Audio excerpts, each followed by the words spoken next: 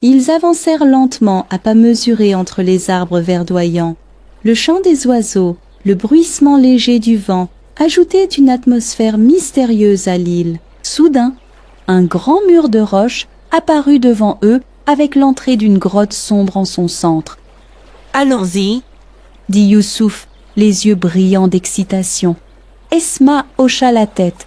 Ensemble, ils pénétrèrent dans l'intérieur frais et sombre de la grotte. Dès qu'ils entrèrent, ils n'en crurent pas leurs yeux. Partout, il y avait des coffres remplis d'or, de bijoux, des couronnes étincelantes et des objets précieux. Des draps de soie étaient empilés les uns sur les autres. Sur les murs, des drapeaux de pirates noirs étaient accrochés. Youssouf retint son souffle. « Esma, c'est le trésor caché de Karabakak. » Les yeux d'Esma s'agrandirent. Donc, il apportait ici tout ce qu'il volait. Ils regardèrent autour d'eux en silence pendant un moment. Puis Esma se tourna résolument vers Youssouf. « Tous ces biens appartiennent aux pauvres, aux orphelins. Nous devons les sauver. Nous devons envoyer un message aux soldats du roi. L'armée du roi devrait venir ici et capturer le pirate. » Esma et Youssouf parlaient pensivement en étant assis sur le sable doux de l'île. « Que faisons-nous maintenant ?» dit Youssouf avec inquiétude. « Comment allons-nous sauver un trésor aussi grand? Comment allons-nous informer le roi ?» Esma baissa aussi la tête. Un profond silence s'installa. À ce moment précis, ils entendirent un léger bruissement d'ailes. Lorsqu'ils levèrent la tête, ils virent un perroquet aux plumes colorées flotter lentement vers eux. C'était Furtina, le perroquet de Karabachak. Furtina battit légèrement des ailes et se posa devant Esma. Dans ses yeux, il n'y avait pas de peur cette fois-ci, mais une autre lueur, du courage. Furtina frappa le sol de son bec et parla clairement. « Je vais le faire !» Esma et Youssouf se regardèrent avec étonnement. Furtina continua. « Je suis resté des années avec Karabakak, parce que j'avais peur.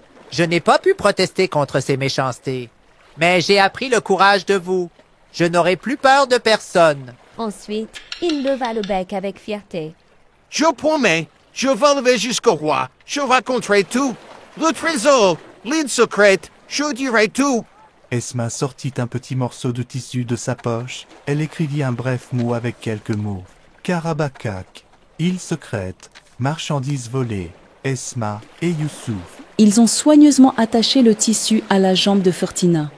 Furtina a ouvert ses ailes avec courage une fois de plus. « Soyez confiés à Allah, je reviendrai bientôt. » Et il s'envola vers le ciel. Esma et Youssouf le regardèrent longuement. Le courage d'un oiseau allait sauver toute une île. La tempête, rivalisant avec le vent dans le ciel, survola la mer en battant ses gigantesques ailes. Finalement, elle planait au-dessus du grand palais du royaume. En se posant dans la cour du palais, les gardes la regardèrent avec étonnement. La tempête montra rapidement avec son bec le message attaché à sa patte. Les gardes se présentèrent immédiatement devant le roi. Lorsque le roi lut la note, il fronça les sourcils. Une lourde gravité s'installa sur son visage. « Karabakak, île secrète, bien volée, Esma et Youssouf, » murmura-t-il.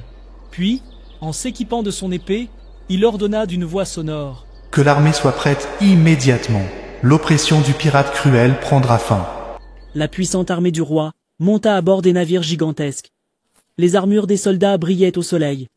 Les étendards flottaient au vent. Chacun était rempli d'une détermination sincère à rétablir la justice. Le roi se tourna vers son commandant en chef. « Nous rétablirons la justice sans nuire à personne. Les biens seront rendus à leurs propriétaires. Les orphelins et les pauvres se réjouiront. » Tôt le matin, parmi les grandes vagues, les navires de l'armée du roi approchèrent de l'île. Les guerriers descendirent silencieusement vers le rivage avec des embarcations. Esma et Youssouf observaient l'arrivée de l'armée avec joie depuis leur cachette.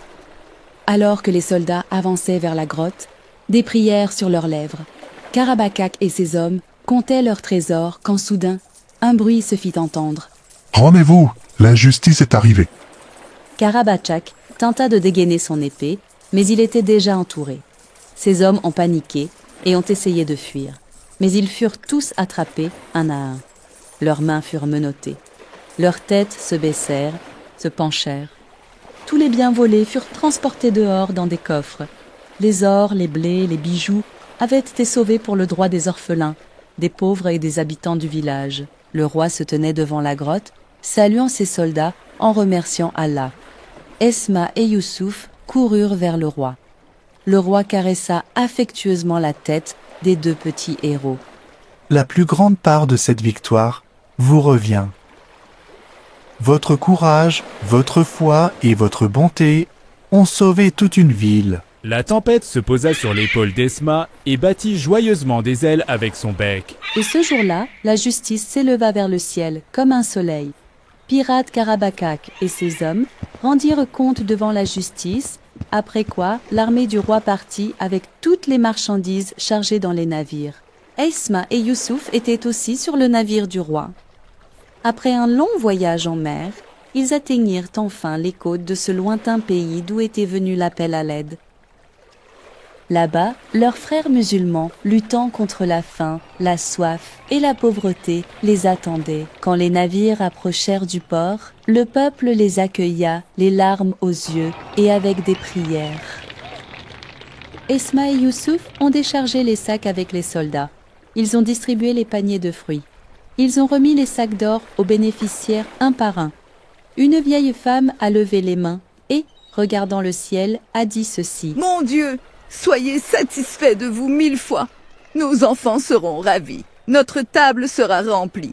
Notre cœur battra d'espoir. » À mesure que les aides étaient distribuées, l'espoir germait dans les cœurs. Ce soir-là, Esma regarda l'horizon et murmura. « La zakat, ce n'est pas seulement donner des biens, c'est un pont de cœur à cœur. » Et en effet, ce jour-là, la conscience de fraternité, de miséricorde et d'espoir avait été portée. À ce moment-là, une lueur familière apparut dans le ciel. La lumière dorée provenant du sablier enveloppa à nouveau le ciel. Les vents commencèrent à souffler et la terre se mit à trembler légèrement. Esma et Youssouf se tinrent fermement la main. Soudain, la lumière brilla encore plus intensément et la machine à voyager dans le temps les aspira comme un tourbillon. Quand ils ouvrirent les yeux, ils se retrouvèrent dans un endroit familier, dans le bureau de leur père. Sur la table, il y avait un grand livre, l'encyclopédie des pirates. En lettres majuscules, il était écrit « Le pirate le plus intrépide de tous les temps, Karabakak ». Esma et Youssouf éclatèrent de rire.